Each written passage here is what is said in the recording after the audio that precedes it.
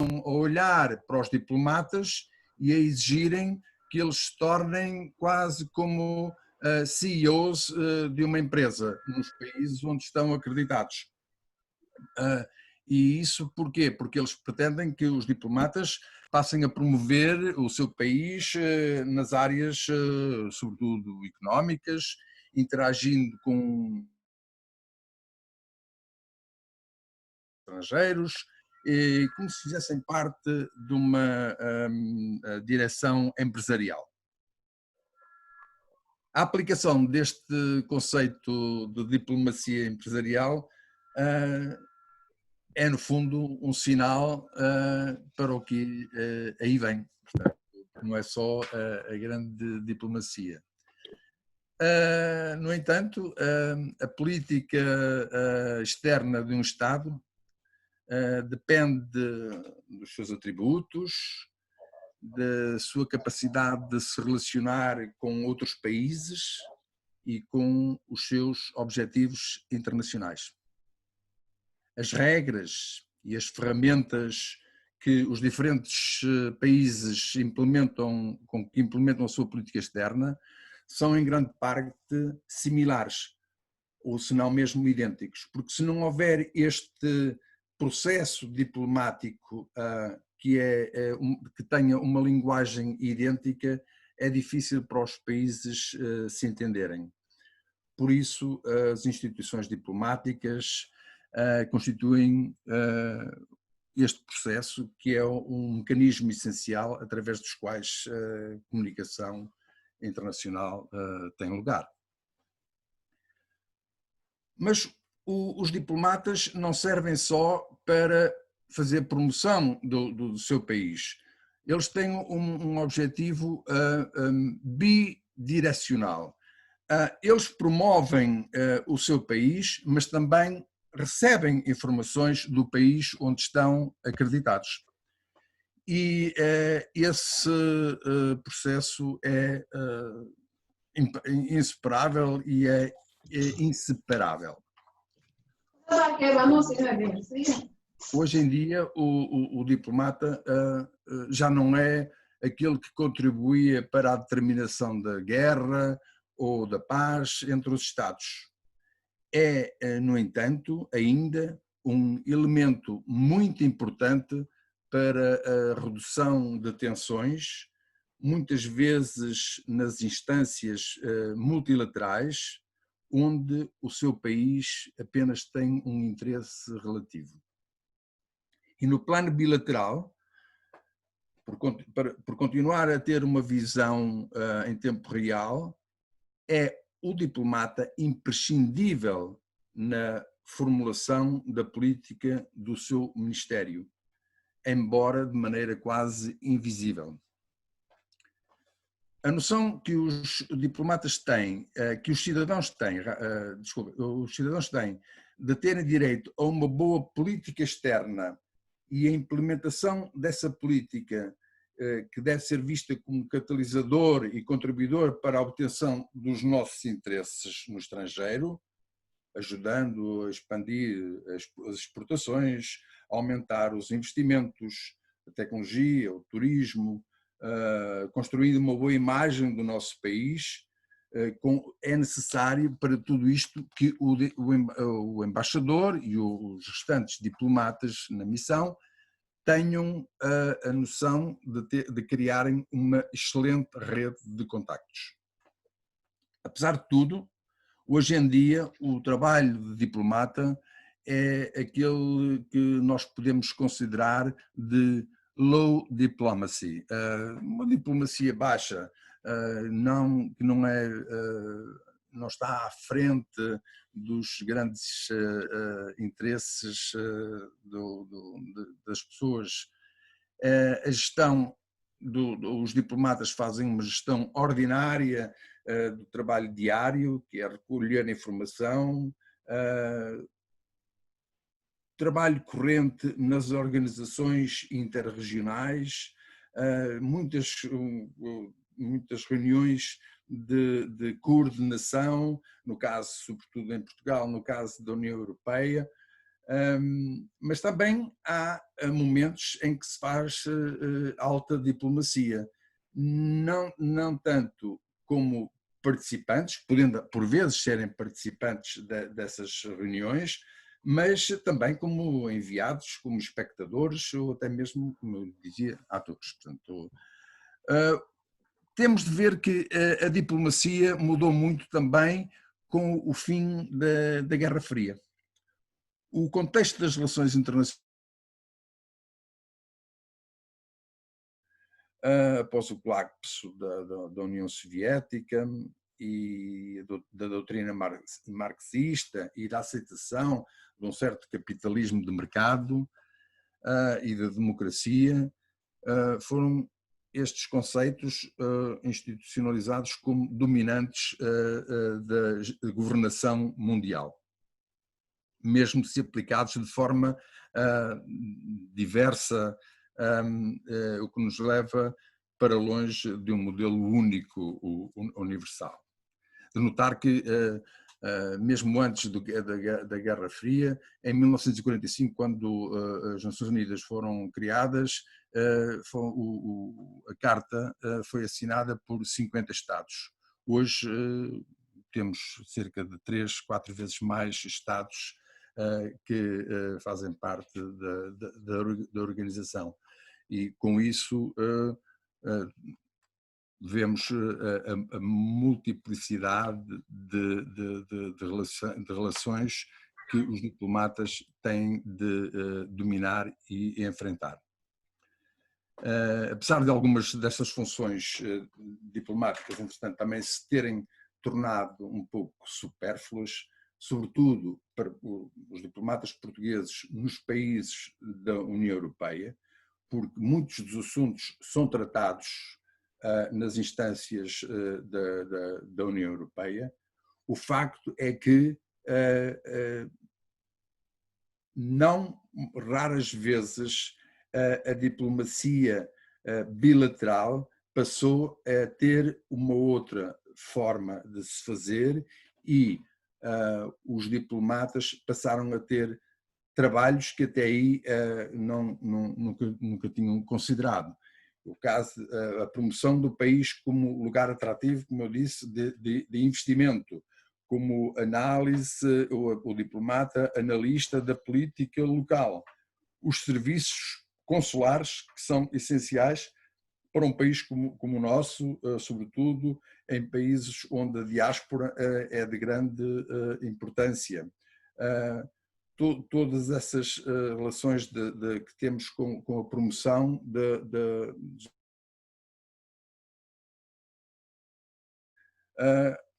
são pontos que anteriormente poucos diplomatas se interessavam. Aliás, era de tal maneira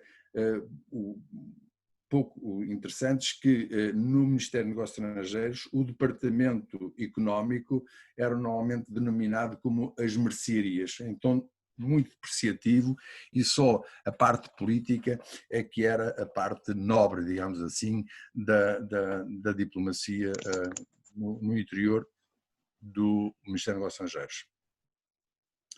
Hoje, contudo, vivemos num mundo em transição.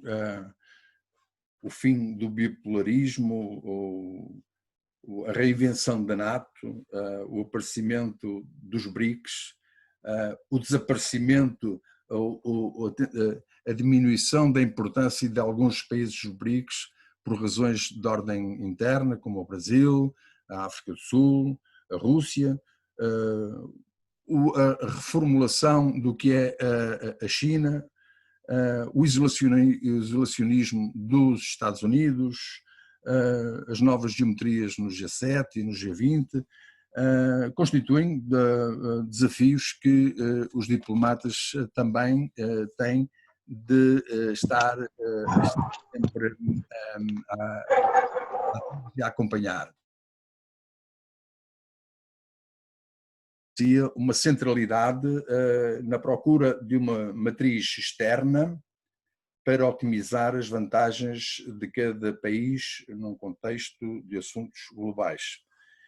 E a prática da diplomacia regional, Não é só o caso da região Europa, mas noutras regiões, como na América Latina, o Mercosul, a SADC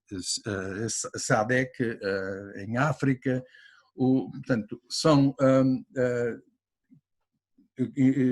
partes da diplomacia que cada vez têm maior relevo, tomando a forma de grupos preferenciais, de partilha de meios, muitas vezes, e até do uso de economia como meio de segurança coletiva. Neste contexto, assistimos hoje a que o Ministério dos Negócios Estrangeiros já não tem o exclusivo dos contactos internacionais. Muitos dos ministérios setoriais têm contactos diretos com os seus contrapartes internacionais, através de diálogos diretos ou através de diálogo de conferência. O caso do nosso Ministério das Finanças ter os contactos que tem no FMI ou no Banco Mundial, o Ministério da Economia na Organização Mundial de Comércio, enfim, são exemplos que eu posso referir. E estas questões colocam ao diplomata hoje, tanto na capital, onde ele está acreditado, como no seu país.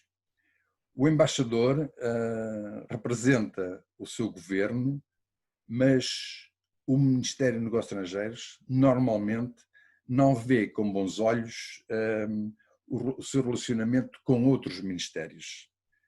Mas, por outro lado, esta situação dá ao diplomata a oportunidade de construir novos relacionamentos com outras agências e interlocutores, obviamente, que lhe permitem dar holisticamente um contributo mais valioso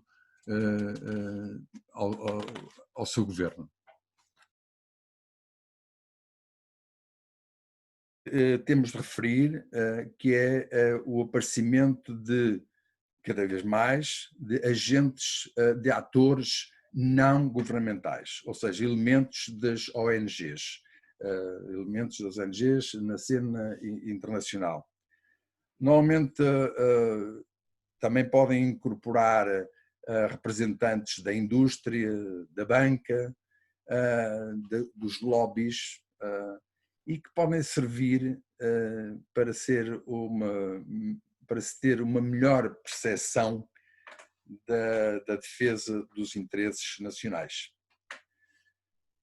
Portanto, convém que os diplomatas não os discriminem, não os esqueçam, porque eles também são uma fonte de informação e de influência que os diplomatas podem usar.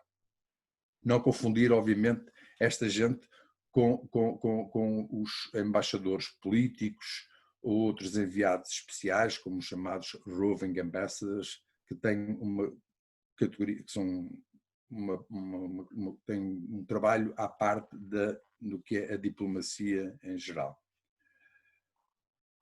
Hoje podemos ver também que os diplomatas sempre não são especialistas, mas sim generalistas.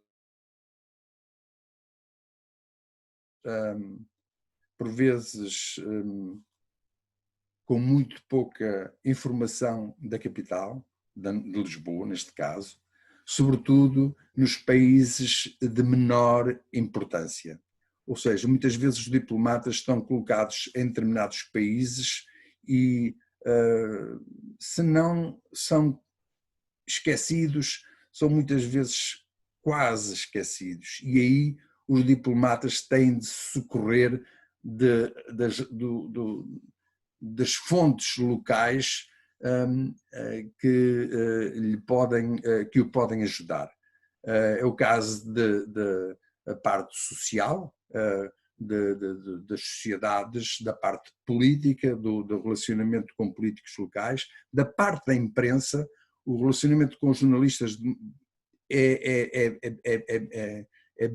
bidimensional. O diplomata dá informação ao jornalista, mas também recebe informação do jornalista. Portanto, um certo aproveitamento recíproco destas entidades.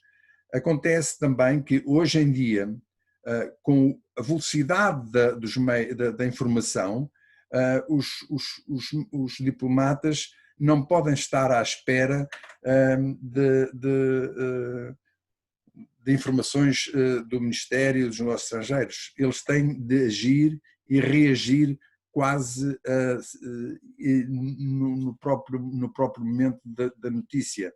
Senão, como alguém disse, os diplomatas serão sempre ultrapassados pela CNN.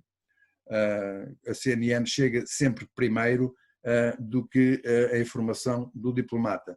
Mas aqui compete ao diplomata, quando transmite a informação para o seu ministério, transmitir essa informação já devidamente tratada e como devidamente qualificada, e não só transmitir a informação pura e dura. Hoje em dia também vemos que os diplomatas continuam a ter uma imagem um pouco amor, como diziam os franceses. Isso já praticamente não existe, embora devo dizer que o conceito da diplomacia de cocktail, embora aparentemente seja supérfluo, digamos assim, é um local, essa diplomacia serve para que os diplomatas possam obter muitas informações que muitas vezes não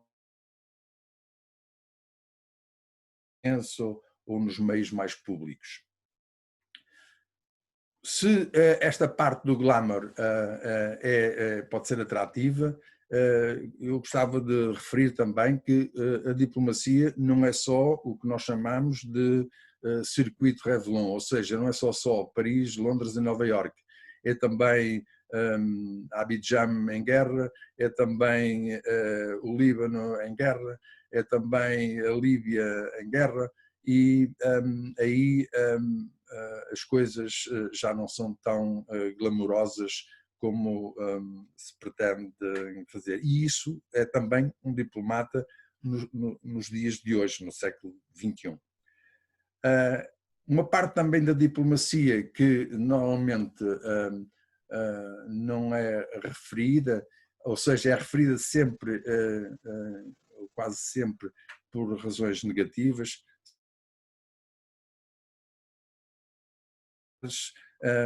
porque tratam da trasladação de mortos, dos certificados notariais, das visitas às prisões e hospitais, na procura de nacionais, no tratamento de questões de segurança social, também são assuntos que os diplomatas têm de tratar. E isso, por vezes, não tem horas. A diplomacia também é uma profissão onde não 24 horas por dia ao serviço do país. De outra parte, também, como eu dizia, os diplomatas não são só pessoas que vêm com formação de relações internacionais, formação de direito, de economia. Hoje, os diplomatas podem tratar de questões de segurança internacional, de saúde, de comércio, de pescas, de tráfego aéreo, de zona económica exclusiva, de limites de fronteiras, de segurança marítima, combate ao terrorismo, educação, direitos de trabalho, eu sei lá. Basta, aqui, normalmente, como eu dizia atrás, nós integramos neste conceito de generalistas e que continua hoje, no século XXI, a ser a base da diplomacia. Também acontece que nesta low diplomacy nós temos, por vezes, de enfrentar outros problemas que, no caso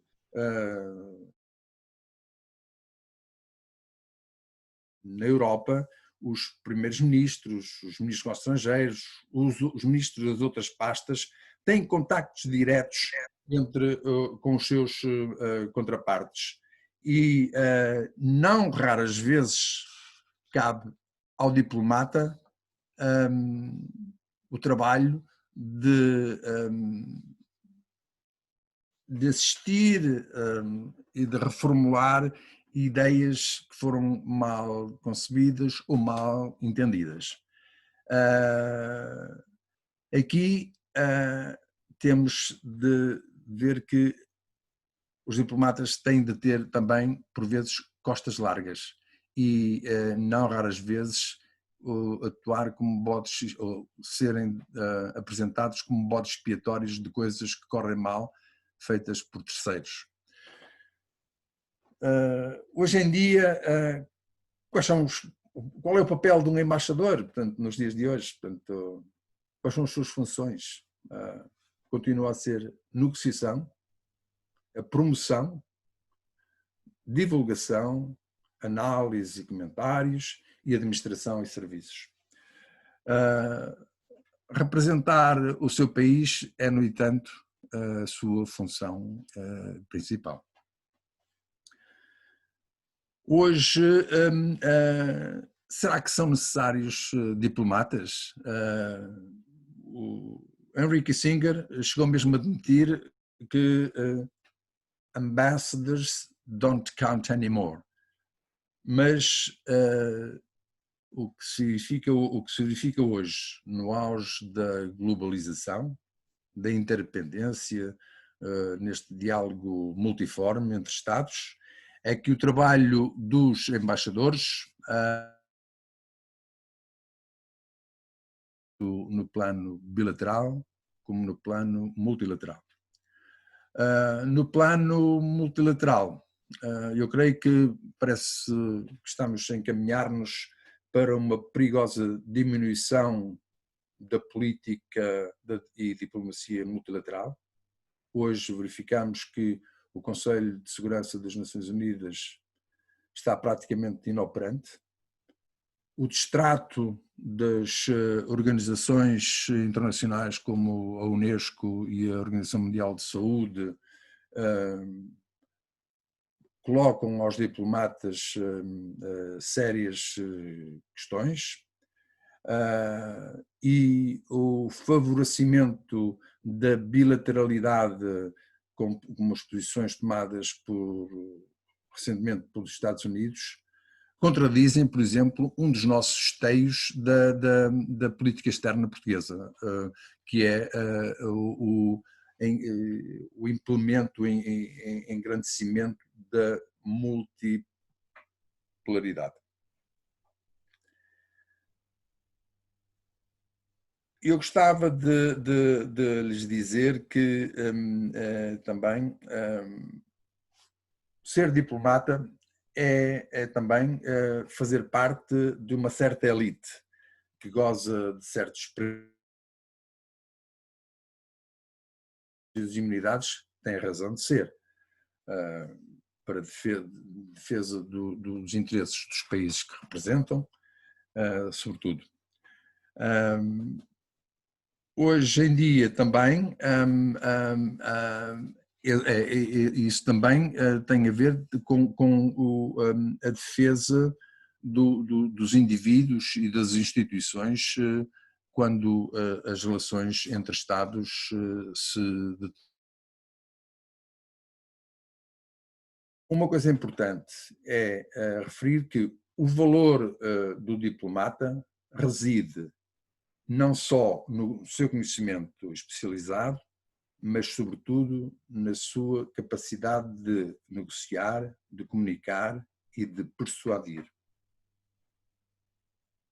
Hoje em dia, a embaixada, a missão diplomática, com os seus diplomatas, continua a ser o melhor fornecedor de informação centralizada do país onde estão situados. Os diplomatas, como eu disse há pouco, devem, por seu turno, cultivar confiança pessoal e credibilidade para acederem a melhores contactos a todos os níveis. Um diplomata credível só é credível se tiver uma reputação de ser correto nas suas ações. O conceito de que um embaixador, leia-se diplomata, é um homem honesto que é enviado para mentir no estrangeiro para bem do seu país, não tem cabimento.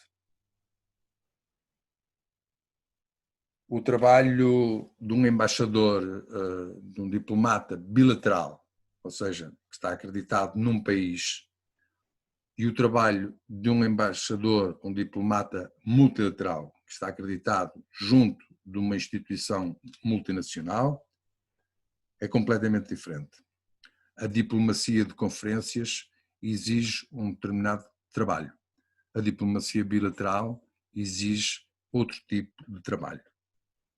Por vezes, esse trabalho bilateral, o embaixador ou o diplomata numa embaixada bilateral, acumula também funções em instituições multilaterais. É o caso, por exemplo, em Paris, do embaixador português poder acumular sendo embaixador na Unesco. O embaixador em Roma é embaixador junto da Farnesina, mas também é embaixador junto da FAO. Em Bruxelas, muitas vezes, os embaixadores são embaixadores bilaterais e multilaterais, seja na União Europeia, junto da União Europeia, seja junto da OTAN, da Organização do Tratado do Atlântico Norte. Gostava de fazer um pequeno ponto aqui de referência aos embaixadores políticos, aos diplomatas políticos não de carreira. Os diplomatas de carreira, a que a maior parte de vocês, ou quase todos, presumo eu, pretendem aceder um dia, passam a vida de trabalho preparando-se para chegar ao topo da carreira, ou seja, chegarem a embaixadores. Por vezes, infelizmente, isso é ultrapassado por nomeações políticas, por pessoas que não pertencem à família diplomática.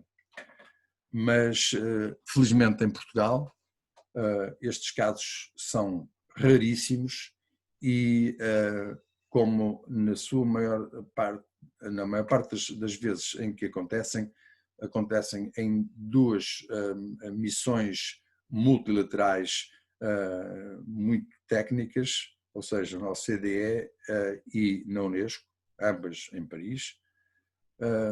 Os diplomatas portugueses têm uma tendência de aceitar essas nomeações, embora com alguma relutância.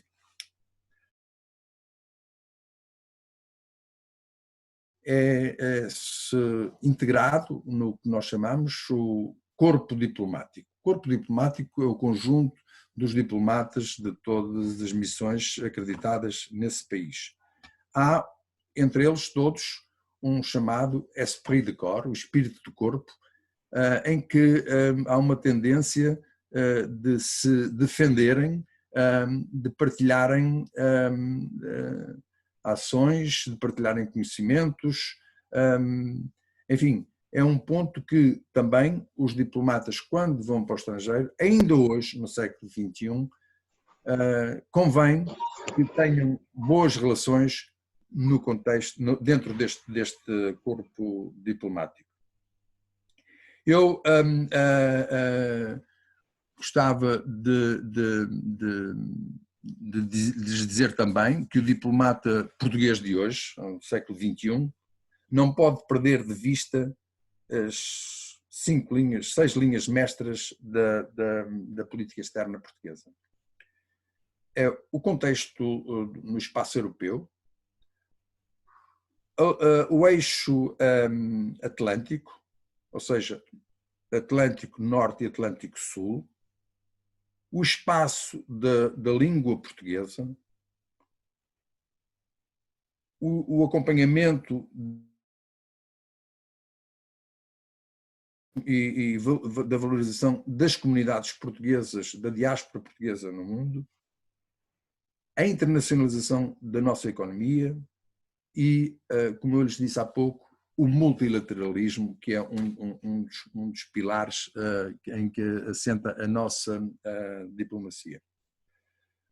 No século XXI, eu gostava ainda de abordar 2 temas.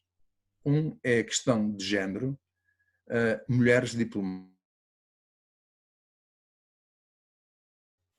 Num concurso como este, os homens não começam com vantagem. As vantagens não existem.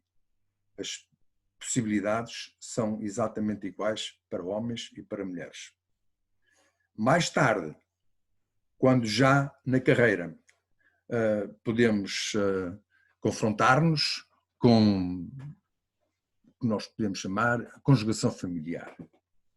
O marido e mulher, um é diplomata, o outro não é, têm diferentes ocupações, têm de se organizar para se ganha o diplomata nas suas funções, como é que eles se vão arranjar. Depois há o problema da mudança de tipos de escolarização para os filhos. Mesmo com esta possibilidade de nós podermos falar uns com os outros através de um computador, a mudança de escolaridade vai obrigar a grandes tensões familiares. A integração das famílias em novas sociedades. Apesar de estarmos no século XXI e que muita gente pode conhecer já o mundo, a viver fora gera tensões, dificuldades com problemas de sistemas de saúde, dificuldade com problemas de segurança ou de insegurança, melhor ainda dizendo, dificuldades com a aprendizagem de novas línguas, novos hábitos, aquisição de novos hábitos, são problemas que têm de ser sopesados com toda a gente que quer fazer parte desta profissão, deste grupo profissional. No entanto, tudo isto, nada disto é negativo. As oportunidades que nos oferecem, que nos são abertas, são enormes e por isso eu acho que não devem ser desencorajantes, não se desencorajem por isso. Por fim, nós não devemos esquecer que os diplomatas têm, na generalidade, um ponto em comum. Todos são sobreviventes de um processo de seleção independente e altamente competitivo e têm a honra de representar o país para além das suas fronteiras. Aqui, na diplomacia, não se vem para a diplomacia porque se tem o desejo de viajar. Como dizia um antigo secretário-geral do Ministério dos Negócios Estrangeiros, se querem viajar, há sempre a agência Abreu. Obrigado, estou à vossa disposição para conversarmos. Muito obrigado. Obrigado. Muito obrigado, Sr. Embaixador. Eu agora abriríamos um momento para perguntas, estejam à vontade, temos muito tempo para esclarecimentos, questões, comentários à intervenção do Sr. Embaixador Joaquim Ferreira Marques. Muito boa tarde, posso começar então. Meu nome é Maria Fonseca, gostei muito da intervenção do Sr. Embaixador Joaquim Marques.